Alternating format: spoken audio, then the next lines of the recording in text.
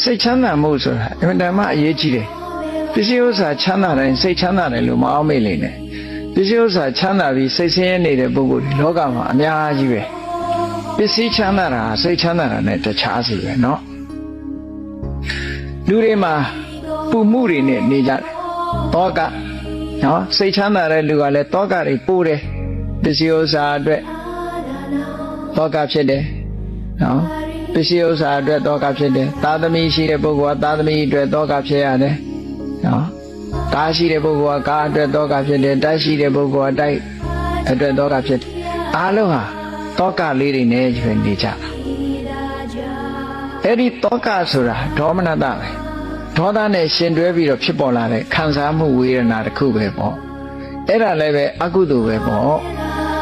ကြောင့်မလို့တောကကင်းအောင်နေခြင်းလို့ရှိရင်ဘာလို့ရမလဲလို့ဆိုရင်တွေ့တာမှုတွေကိုလျှော့ရတွေ့တာမှုရှိလေတောကကြီးလေတွေ့တာမှုကြီးလေတောကကြီးလေတွေ့တာမှုရှိသူတိုင်းတောကရှိတယ်ရှောင်လွဲလို့မရဘူးတစ်ပင်ရှိရင်သိရိတ်ရှိမှာပဲပေါ့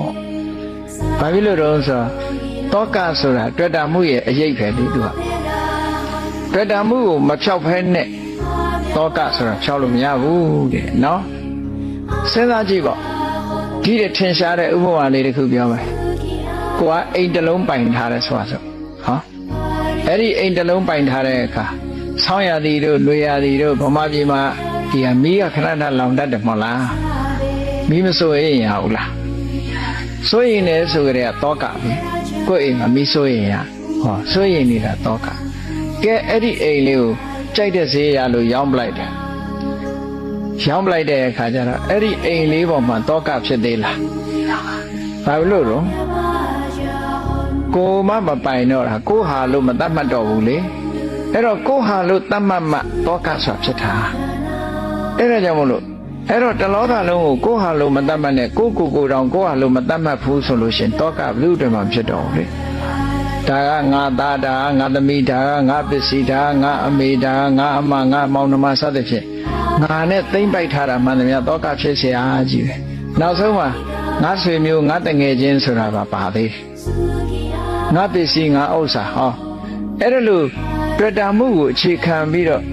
ထင်မြင်ယူဆမှုသိမ့်ပိုက်မှုတွေရှိနေသေးသမျှကာလပတ်လုံးသူတို့အတွက်မှာတောကဖြစ်မှာပဲအဲ့တော့တောကဆိုဒီမှာတွေ့တာမှုတွေကိုအခြေခံပြီးတော့လာတယ်နောက်ဆုံးဘယ်သူမှတွေ့ကြမရှိရင်ကိုယ့်ကိုတွေ့တယ်လေကိုတွေ့ရင်လည်းကိုယ့်အတွက်တောကဖရာယနာဖြစ်သွားရင်စဉ်းစားကြည့်ဖရာယနာဖြစ်သွားပြီဆိုတာဟာဘယ်သူမှမတွေ့ဘူးသူ့ကိုယ်သူလည်းမတွေ့တော့ဘူးသူ့အသက်ကိုလည်းမတွေ့ဘူးသူ့ခန္ဓာကိုလည်းမတွေ့ဘူးသူတွေ့เสียဆိုတော့ဘာမှမရှိတော့ဘူးဆိုတော့တောကပဲရလာမှာတော့လာကြမရှိတော့ဘူးလေတောကလမ်းကြောင်းတွေကုန်ပိတ်သွားပြီတောကလာတာတွေ့တာမှုလမ်းကြောင်းကလာတာလေအတွေ့တာမှုတွေအကုန်လွတ်လိုက်လူတွေမှာဒီပြင်တွေ့တာမှုတွေဘလောက်ဖြတ်ဘုန်းကြီးတွေရောတောကမရှိဘူးလားရှိတယ်လေနော်ဘာလို့လဲဆိုငါเจ้าတို့ငါတကာတို့ငါတကမဆိုတာဒါရှိသေးတာဟုတ်နော်ကားပိုင်ရင်လည်းငါကားဆိုတာလေးရှိသေးတယ်အဲ့ဒါရှိနေရင်တော့တောကရှိအောင်ပါပဲသို့တော့ပိုင်ဆိုင်တိုင်းတောကဖြစ်သလားလို့ဆိုမဖြစ်ဘူးနော်ပိုင်ဆိုင်တာနဲ့တောကဖြစ်သလားဆိုမဖြစ်ဘူးတွေ့တာမှတောကဖြစ်တယ်အဲ့တော့မတွေ့တာအောင်ရှော့ချတာရမယ်ဒီလိုဆိုလိုတာနော်